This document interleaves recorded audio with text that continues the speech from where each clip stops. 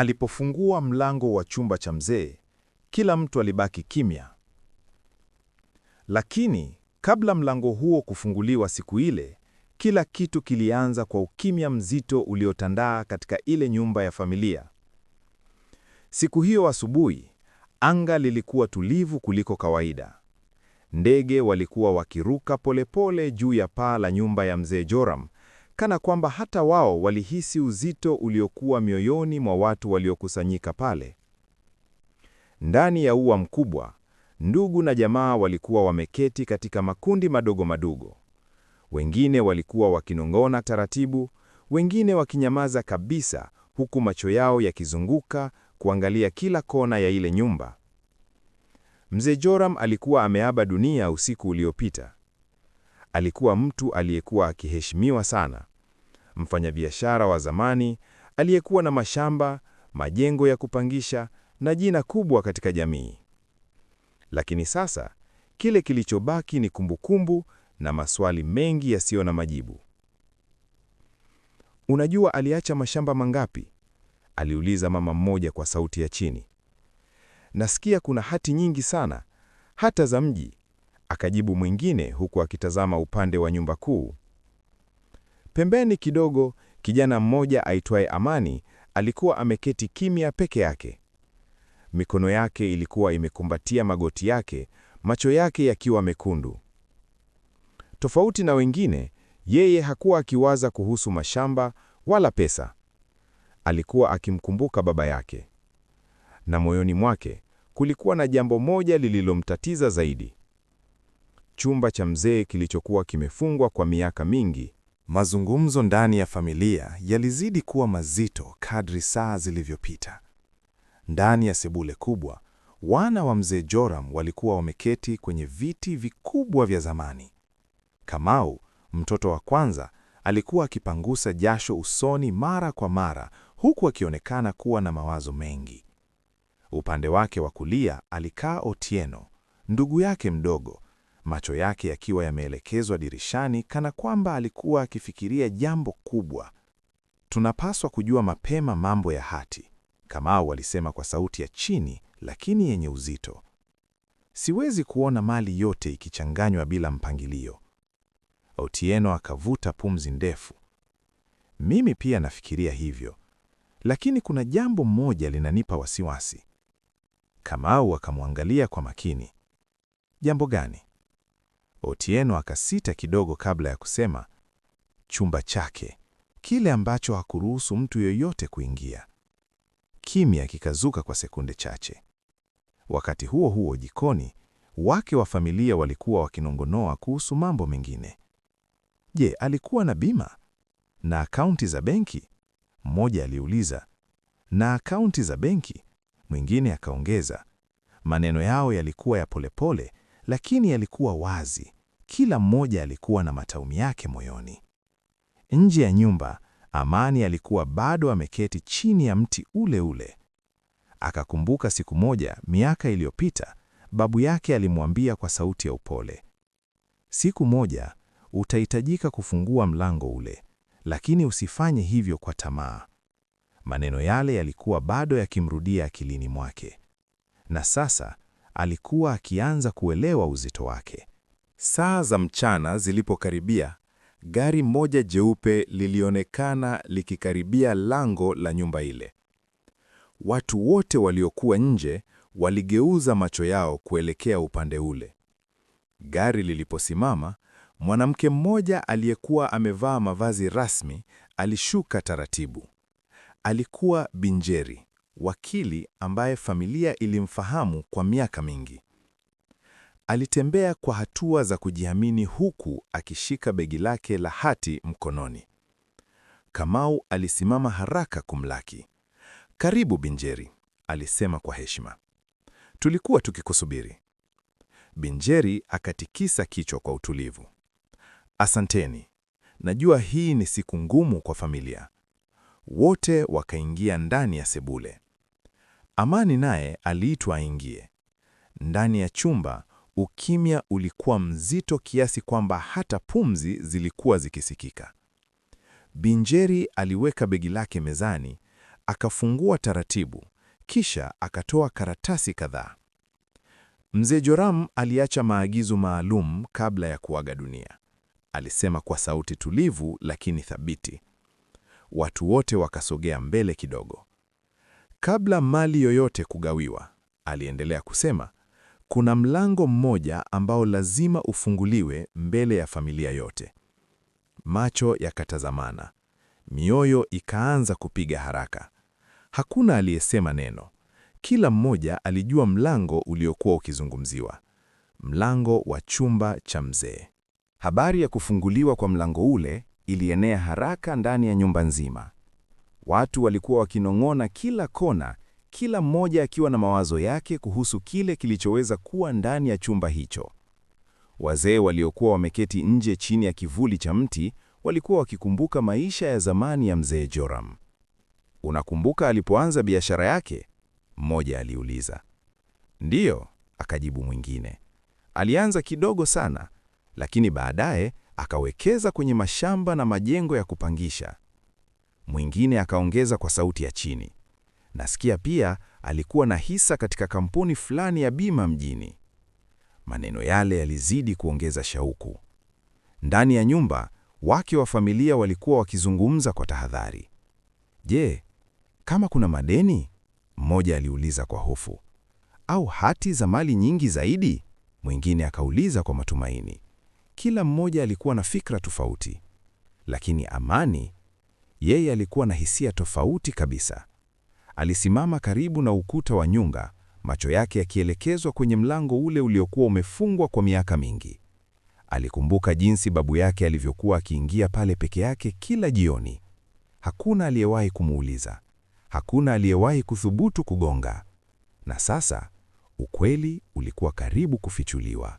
Jioni ilipokaribia, familia yote iliitwa kukusanyika kwenye korido ndefu iliyokuwa mbele ya chumba cha mzee.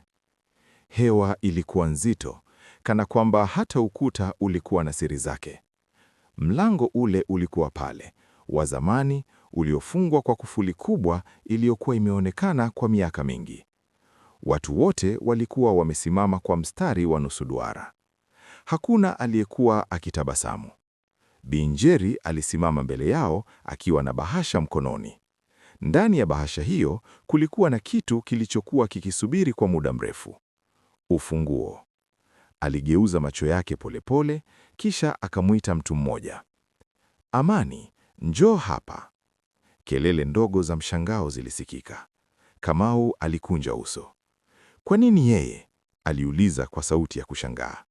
Otieno naye akatikisa kichwa polepole. Hii haileti maana. Bi Njeri akatoa ufunguo kutoka kwenye bahasha. Mzee Joram alitoa agizo wazi. Alisema kwa sauti thabiti. Ni Amani pekee atakayefungua mlango huu.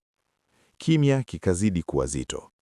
Amani alichukua ufunguo kwa mikono iliyokuwa ikitetemeka kidogo.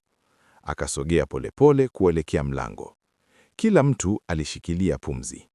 Alisimama mbele ya mlango, akainua mkono wake na kuusogeza ufunguo kwenye kufuli. Ufunguo ulipoingia kwenye kufuli, ukimya ulizidi kuwa mzito kuliko hapo awali. Amani alivuta pumzi polepole. Mikono yake ilikuwa ikitetemeka kidogo, lakini macho yake yalibaki kwenye kufuli lile, kana kwamba alikuwa akijaribu kukusanya ujasiri wote uliobaki moyoni mwake. Nyuma yake, familia yote ilisimama bila kusogea. Kamau alikunja uso, akitazama kila hatua ya Amani kwa makini. Otieno naye alikuwa kimya, mikono yake ikiwa imevuka kifuani. Fungua, Bi Njeri alisema kwa sauti ya utulivu lakini yenye mamlaka. Amani alizungusha ufunguo. Click! Sauti ile ndogo ilisababisha mioyo ya watu wengi kupiga kwa nguvu zaidi. Polepole, Amani aliweka mkono wake kwenye kitasa cha mlango. Hakutazama nyuma, hakusema neno. Akasukuma mlango taratibu. Mlango ukafunguka kidogo, kisha zaidi. Watu wote wakasogea mbele kwa tahadhari. Ndani ya chumba hakukuwa na kelele wala harufu ya ajabu kama baadhi walivyodhani. Kulikuwa na meza ya zamani, kabati moja kubwa na masanduku kadhaa yaliyopangwa kwa mpangilio mzuri. Hakukuwa na dhahabu iliyotapaka. Hakukuwa na pesa zilizorundikwa. Badala yake, kulikuwa na faili nyingi, bahasha zilizofungwa na picha za zamani zilizopangwa kwa uangalifu mkubwa. Kimya kilitanda tena. Hakuna aliyesema neno. Kwa mara ya kwanza, wengi wao walianza kuelewa. Hiki hakikuwa chumba cha mali ya haraka. Kilikuwa chumba cha siri. Baada ya mlango kufunguliwa kabisa, kila mmoja alianza kuingia ndani polepole, kana kwamba walikuwa wanaingia sehemu takatifu. Binjeri alisogea mbele kwanza, akasimama karibu na meza ile iliyokuwa katikati ya chumba. Juu ya meza kulikuwa na bahasha kubwa iliyokuwa imeandikwa kwa maandishi makubwa, "Ifunguliwe mbele ya familia yote." Kamau alikaribia kwa haraka zaidi sasa, shauku ikiwa imejaa usoni mwake. "Fungua hiyo," alisema kwa sauti ya haraka. Binjeri hakujibu mara moja. Badala yake, alifungua bahasha ile polepole, akatoa karatasi kadhaa ndani yake. Alianza kusoma kwa sauti. Kadri maneno yalivyoendelea, nyuso za watu zikaanza kubadilika. Karatasi zile zilionyesha orodha ya watu wengi ambao hawakuwa wa familia.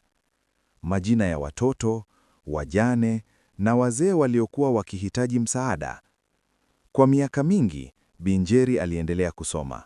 Mzee Joram alikuwa akitoa msaada wa masomo, matibabu na chakula kwa watu hawa.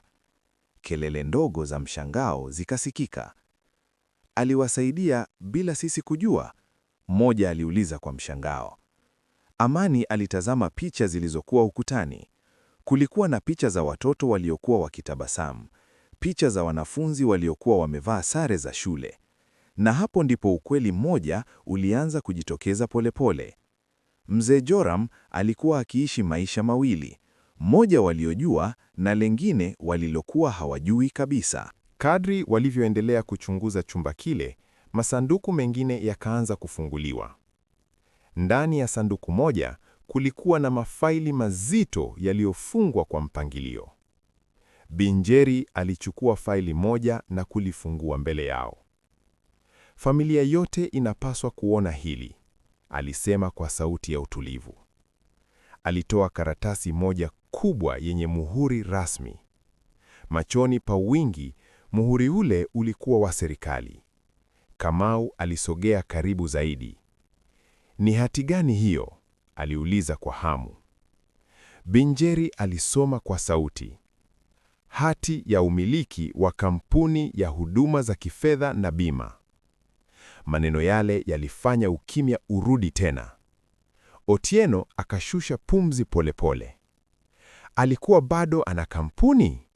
aliuliza kwa mshangao. Binjeri akatikisa kichwa.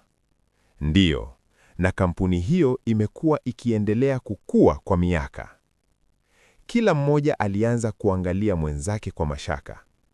Lakini bado kulikuwa na swali moja kubwa.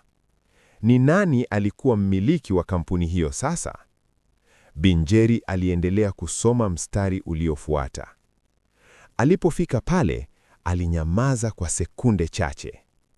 Kisha akainua macho yake polepole na kumtazama Amani moja kwa moja. Ukumbi ule mdogo ukajaa ukimya mzito tena. Macho yote yaligeuka kumwangalia Amani. Hakuelewa kilichokuwa kinaendelea. "Kwa nini unanitazama?" Amani aliuliza kwa sauti ya chini.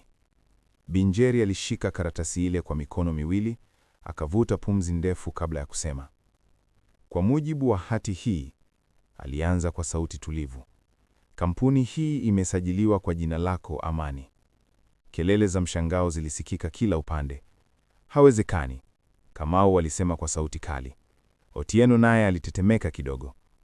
"Vipi mtoto mdogo awe mmiliki?" aliuliza kwa hasira iliyofichika. Amani mwenyewe alibaki kimya, macho yake yakiwa wazi kwa mshangao. "Mimi?" aliuliza polepole. "Lakini sikujua kitu chochote kuhusu hili." Binjeri alisogea karibu na meza nyingine. Juu yake kulikuwa na kifaa kidogo, kirekodi sauti. "Bado kuna jambo lingine ambalo mzee aliacha," alisema. Alibonyeza kitufe. Baada ya sekunde chache, sauti ya mzee Joram ikasikika ndani ya chumba.